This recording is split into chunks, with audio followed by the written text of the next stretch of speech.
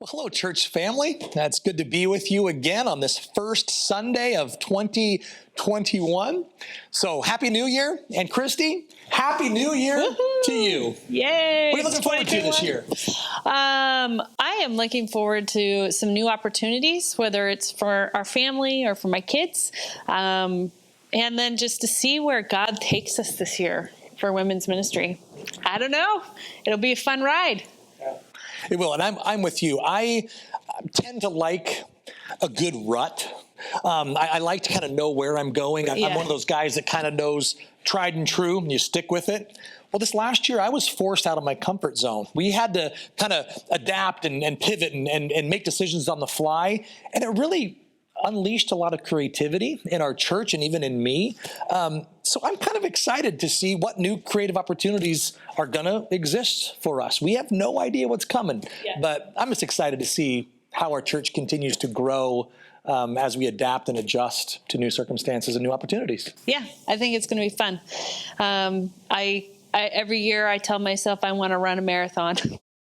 And every year I don't. But maybe this year it'll be the year. Who knows? I will be the person on the moped next to you giving you water. Okay. That'll be my job. All right. I've always Sounds aspired to do that. Yeah. Well, we are so glad that you are here. We are anticipating great things from God this upcoming year. And having you part of our family, it means so much to us. So I hope that this service encourages you. And we're going to start with a time of worship.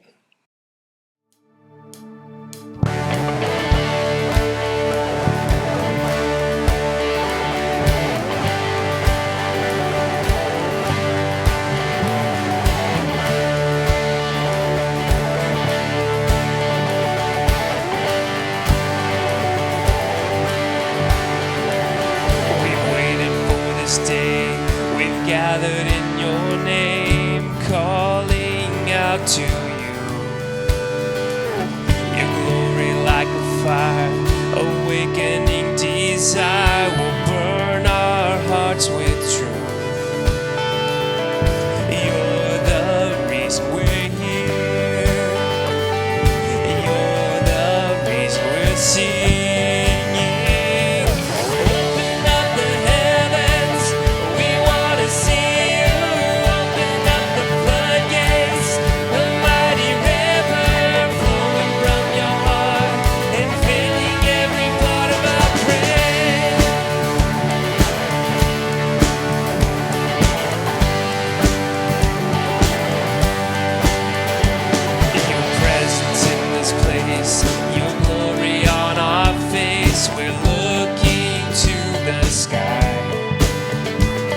Descending like a cloud, you're standing with us now. Lord, unveil our eyes. You're the reason we're here. You're the reason we're singing. Open up the heavens, we want to see you. Open up the floodgates, the mighty river flowing from your heart and filling every part of our praise. So open up the heavens, we want to see you. Open up the floodgates, the mighty river flowing from your heart and filling every part of our praise.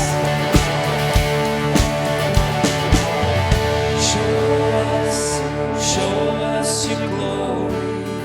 Show us your power. Show us your glory, Lord. Show us your glory. Show us your power. Show us your glory, Lord.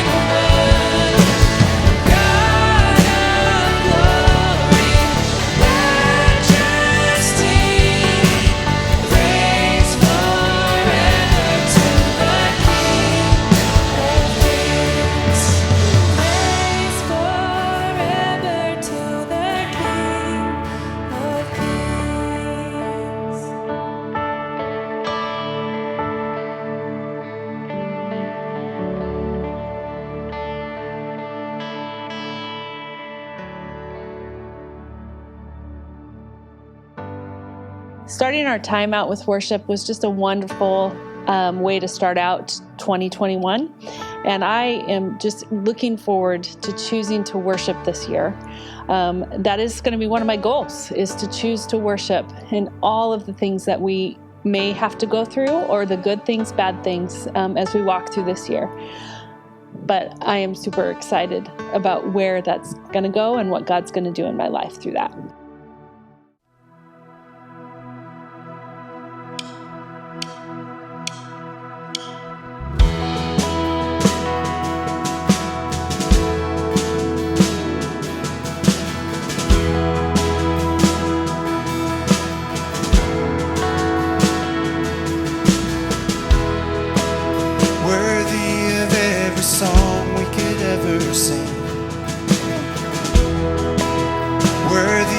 All the praise we could ever bring, worthy of every breath we could ever breathe. We live for you.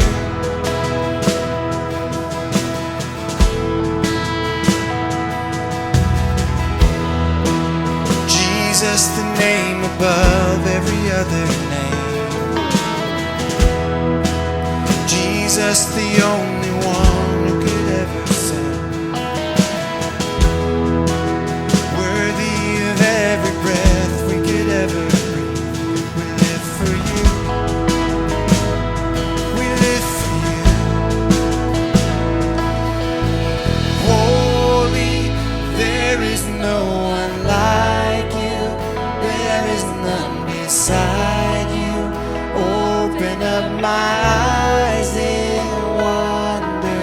Show me who you are and fill me with your Lord, and lead me in your love to those around me.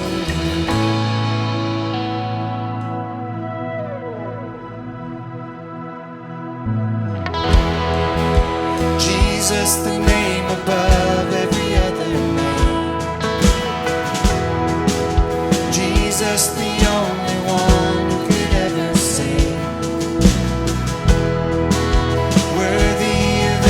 Breath we could ever breathe. We live for you.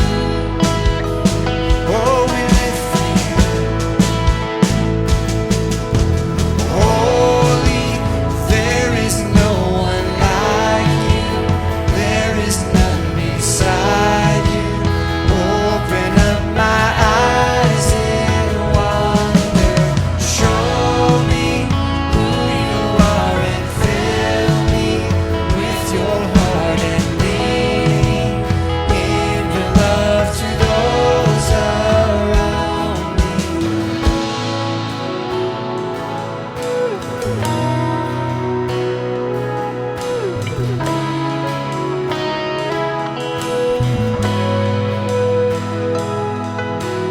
I will build my life upon your love.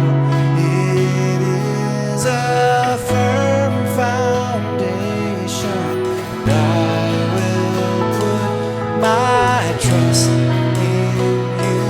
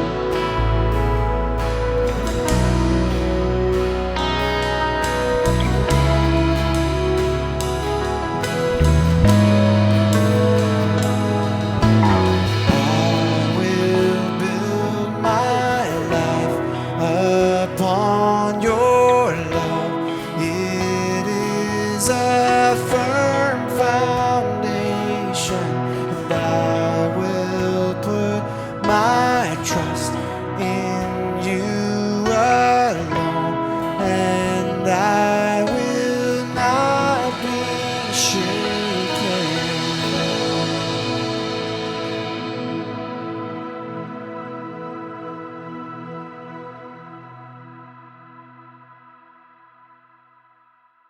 Last week, I had an opportunity to share about the importance of building altars or building memorials that will help us to think back and remember God's provision and God's kept promises.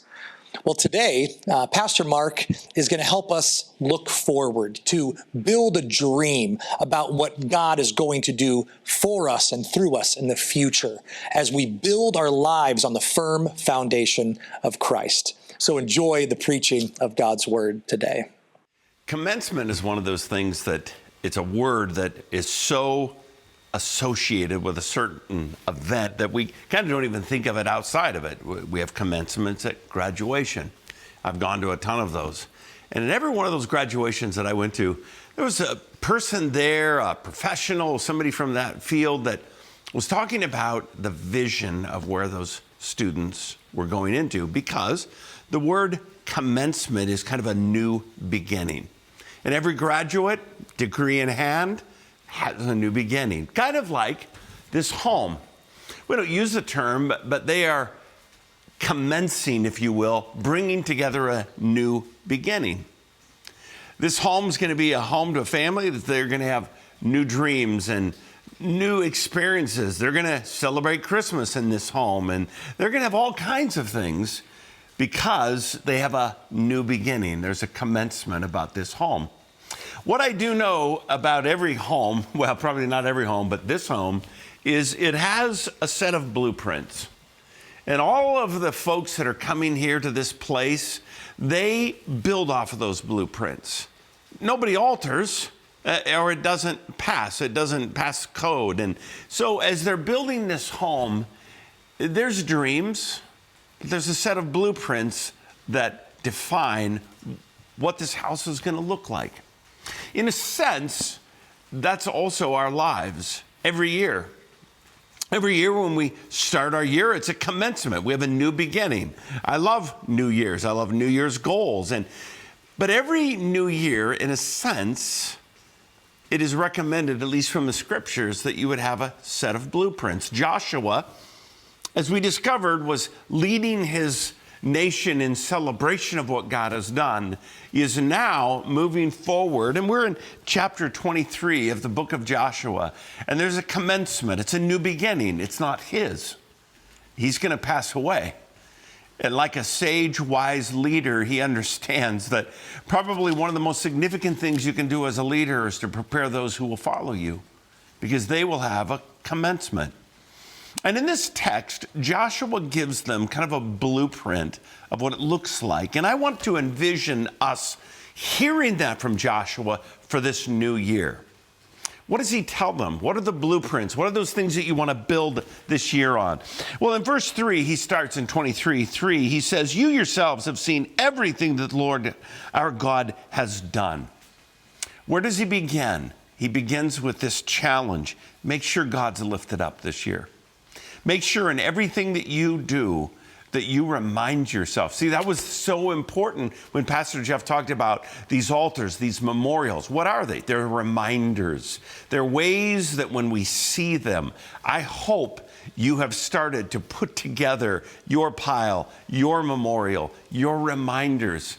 That's what Joshua did. He was a man of such incredible humility, accomplished much, unbelievable leader. But his first exhortation, the first essence, if you will, of a blueprint is make sure you lift God up. Secondly, he tells them, I want you to obey God's word completely. I don't find this a surprise at all, because wasn't it God who said to Joshua, way back at the beginning of his life, this book of the law shall not depart from your mouth? Well, Joshua picked that up. He heard it from God, because he passes this set of blueprints on to his friends. Be very strong, be careful to obey all that is written in the book of the law of Moses. Joshua knew that. Joshua had defeats, he had victories. And every time he came back to those, they were reminders to him. God's word has said something. God's word has exhorted him. God's word has guided him. And he told his friends, when you build your life this year, when you put it together, make sure to obey God's word. I think sometimes obedience gets a bad rap. It's almost like we want to argue for the permission of our failures. Well, God's grace is always there. Absolutely. But do you know the benefit of obedience? Psalm 112 talks about a man who walks with no fear of news of somebody coming. You know what the benefit of obedience is? You don't wake up in the morning and think, oh, Lord, I blew it yesterday. You know what the benefit of obedience to God's word is? When you get your grades, you know they're your own. You see, obedience is really, it shouldn't get a bad rap. Obey God's word specifically this year. And what you will see is an incredible blessing from God as you live your life. He tells them, third, make sure you exclusively commit your life to the Lord. This is great stuff. He says, do not associate with those nations that remain among you. Do not invoke the names of their gods. But here's a word, and I love this, but cleave to the Lord. That word, if you're married, you know that word. That's a marriage word. And Joshua was borrowing that word and saying to us this year, make sure you cleave to God. I want to frame it this way. Make sure this year is your highest intimacy and trust level ever with God. Make sure every day you remind yourself, God, I only go as far as you take me. Make sure you remind yourself, apart from God, we can do nothing, but with God, we can do anything. You see, what Joshua knew is all the battles that he won, those were really God's. All of the victories that he celebrated, those are really God's. And when they blew it, and when there was problems in AI or whatever the case may be, Joshua knew our loyalties have been led away. What's going to be your challenge this year? Well, it's going to be the challenge of every year, idolatry. The challenge this year is to trust other things, to let your attention be moved in another way. And Joshua says, no. Let this year be a year of solidarity. Let it be a year where you lift up God and you orient your heart to his word and you press your heart to God in intimacy and dependence. Lastly, Joshua, he's writing to his friends and he knows these are cherished people that he's gone to battle with and he's wrestled with. And also they're people who have a promise that God has given to them. Joshua had a friend, a great friend. His name was Caleb. And Caleb's life and Joshua's life really echo this last point. Develop a vision that's bigger than you this year. When you write your goals and when you set your course this year, kind of like this home, I sure hope this family has a vision bigger than just them and their kids. You see, I hope they're going to be bringing people in and maybe even for a refuge, and maybe people will be coming into this home that need refreshment. Why? Because God says, develop a vision that is bigger than you. Probably no one in the Bible, from my perspective, could be better an example of this was Joshua's friend Caleb. Caleb's 84 years of age. At 84 years of age, most are not asking for another battle, but Caleb did. He wanted more promise of God. And by the way, this wasn't for him. This was for Othniel, his son-in-law. This was for his daughter. Caleb, he's 84. He has everything that he needs. What was he about? Other people. What was he about? Othniel, who later in the scriptures, it talks about him in Judges, how Othniel later became a judge in the land. Where did that vision come from to serve the people? I think it came from his father-in-law, who had a vision, who understood that when you commence into a new year, you set a vision that is greater than you. He did that. Let me read some of the end of the story. You might be wondering, how did this little battle turn out?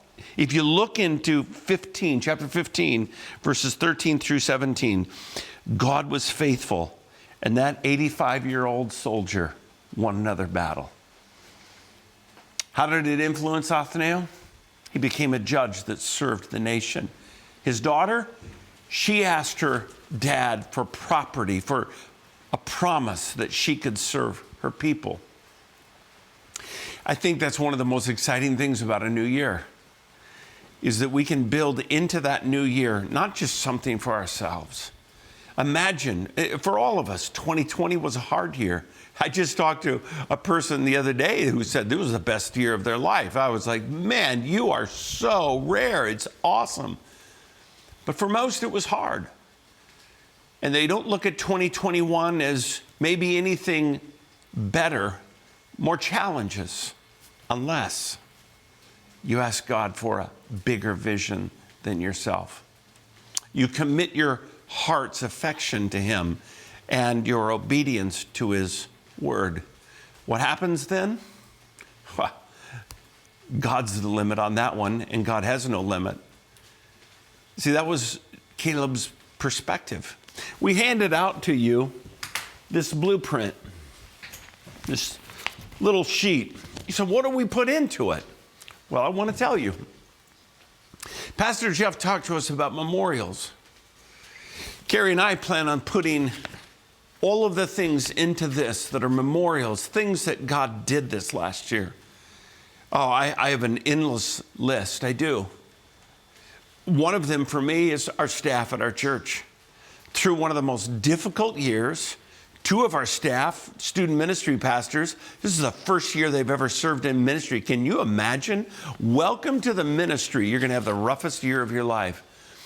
But as I watched them grow and as I watched our team work together, we had an unparalleled unity, commitment.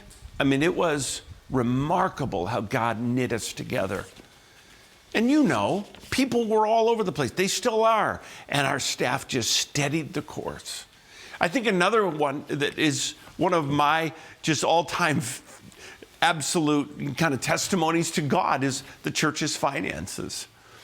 Probably most of my friends that I talk with in the pastorate are looking at 20 to 25% decreases. Staff's declining, many have left. What's our church? We are incredible. It's just simply remarkable. In fact, for the Christmas gift this year, we are looking somewhere in the vicinity of over $45,000 to bless the police department, to bless those who experienced the devastation of the fire. The church is absolutely remarkably trusting God in their finances. So what I want you to do is to take those and put those in here. They become your memorial. This envelope is not just for the stories of what God has done, but let's add to it. It's a commencement. It's a new year. I want us to put in here, what are the visions that we want to ask God for this year? What are the things that we want to, in our family, in our vocation, in our ministry? Every year, my sons and I, we exchange our goals. And those are some of the categories that we use every year. What are my personal spiritual goals? What are my goals for my family? What are my goals for ministry, the staff, and for the church? Those are the kinds of things where I come to God and say, God, I want another battle. I want another victory that you bring to us. So let's use these. And what they're going to do is they're going to stay at your house. And what I do, I look at my goals a couple of times a week, actually. Maybe you won't look into this twice a week, but I would love for us to periodically, quarterly, monthly, look into this and say, what have I asked God for? What am I expecting him to do? What am I anticipating that he will do? And I always love the passage in Ephesians that he will do exceedingly abundantly beyond anything we would ever ask. Why? Because we have a blueprint that is after his own heart. Make sure we lift God up this year. Let's make sure that we commit to obedience to his word as best we can. Let's commit to making this the best year of trust and intimacy with God. And when we do, let's ask him for a vision that is bigger than us. We'll celebrate together, and we'll bring these back out, and we'll discover God's faithfulness to us personally and to our church.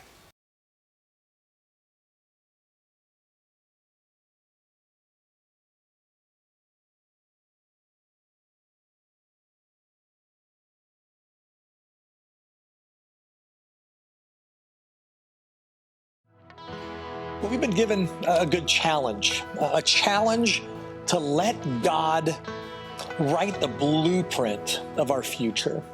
And if that's going to happen, we have to be intentional, don't we?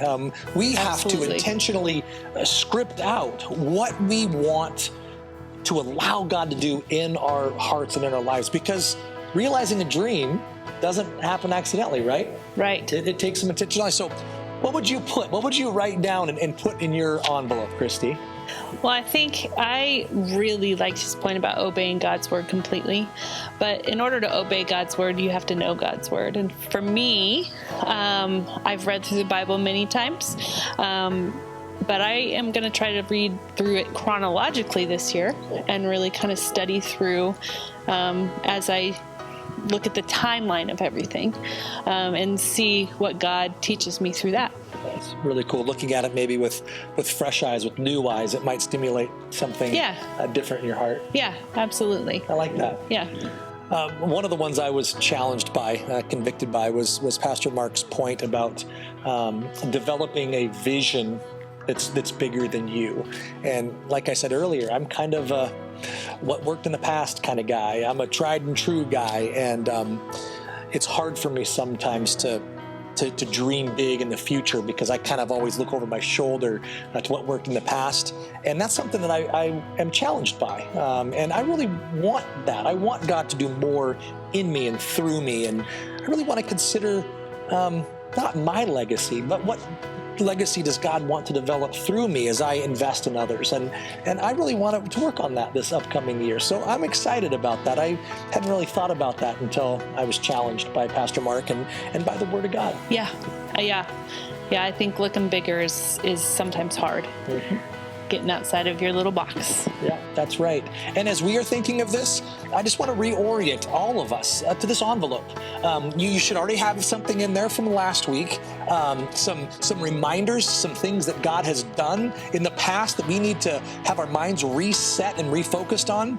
And now we have an opportunity as we look forward to say, what dreams do you have? What goals do you have? What do you want to see God do in your life?